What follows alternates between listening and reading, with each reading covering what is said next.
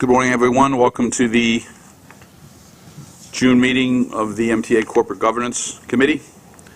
Do we have any public speakers, Mr. Kurz? Oh, there are no public speakers. Thank you. The minutes have been sent around. May I have a motion to approve? Second, any comments or questions or revisions? All in favor? Aye. First item is to review and approve the mission statement and performance measurement report. Mr. Kurz? Yes, Donna Evans, the MTA Chief of Staff, will present the mission statement and performance measurement report. Thank you.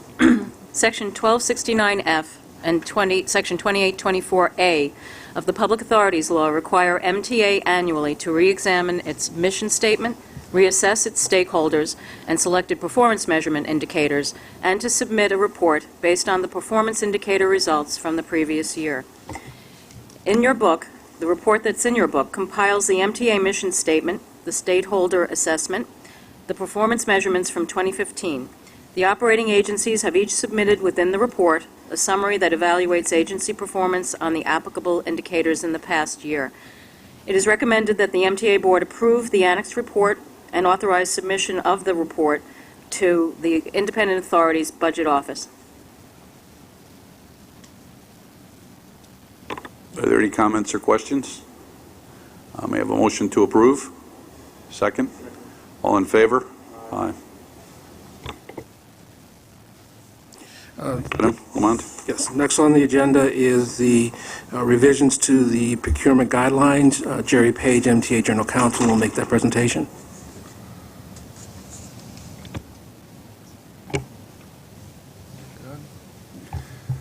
The committee is being requested to approve revisions to the MTA procurement guidelines, one of which governs general contracts for goods and public works, and the other contracts for services. The revisions accomplish three principal objectives. They incorporate most of the recent amendments to the procurement-related statutes applicable to the MTA agencies. Two, they add best practice provisions that facilitate use of the design-build project delivery model. And three, they clarify and conform the two guidelines to make them consistent and easier to use and understand. I previously sent a memorandum to all board members outlining the changes and including redline versions showing the proposed revisions, all of which are included in the Governance Committee book. I should also note that after sending out the original version of the revisions to the board, the chairman directed that the change that would have eliminated the requirement for board approval of RFP awards if the value of the contract was $100 million or less and the award was to the proposer whose proposal was lowest cost was withdrawn, even though it was part of the statutory amendments that were adopted as part of the budget package. I'd be happy to answer any questions. I think one of the concerns that we always have as board members, I remember once being admonished as an agency head by a board member, Dan Scannell, that areas that are purely the purview of the board are procurements, service issues, fair policy.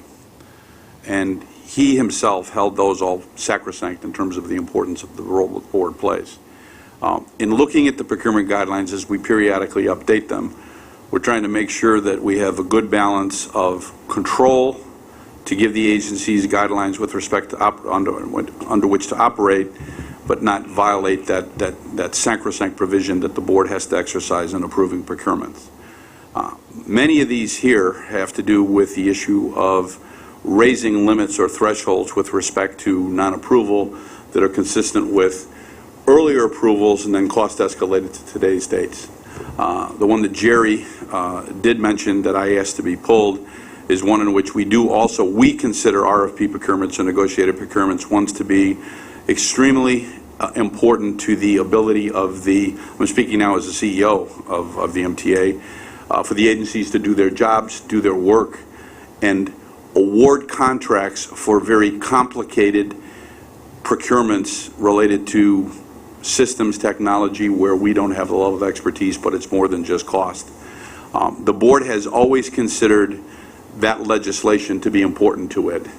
So the issue that we have a two-step process, one of which is to approve using that procurement method rather than an invitation for bid, and then bringing it back before the board so the board can weigh in on the decision of the agency to make the award, I think is one that is very important. And so that's why I asked that that be pulled. And I wanted to make note of that in a public way so people understand. We hold our responsibilities at an agency level very seriously. It's important for us to give the information to the board so they can make an informed decision, and the need for us to make sure that we're doing everything right so that we're not questioned on the use of negotiated or RFP procurements. That was the only other add that I wanted to make as CEO. Any questions any other board members have?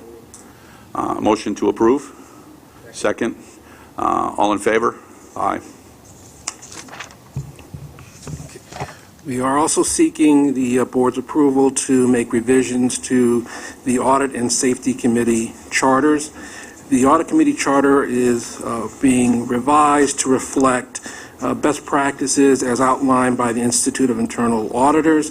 The substantive changes all relate to the responsibilities of the Audit Committee. They focus on reporting by both the Auditor General and the Chief Compliance Officers on key risk areas, and includes increased coordination with the external auditors.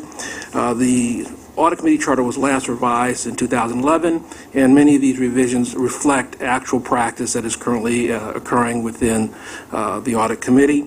In addition, we are seeking revisions to the Safety Committee charter. These revisions to the Safety Committee charter are based upon the establishment of and the need for appropriate board oversight of the MTA safety management system.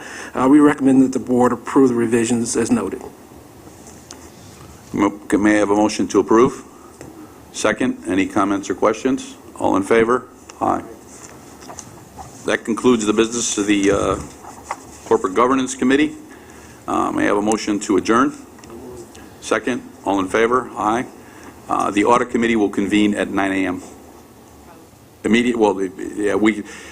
We'll convene, and we have the ability to move it up by 15 minutes, so it'll convene at quarter to 9. Thank you very much. To be followed by the board meeting at 10.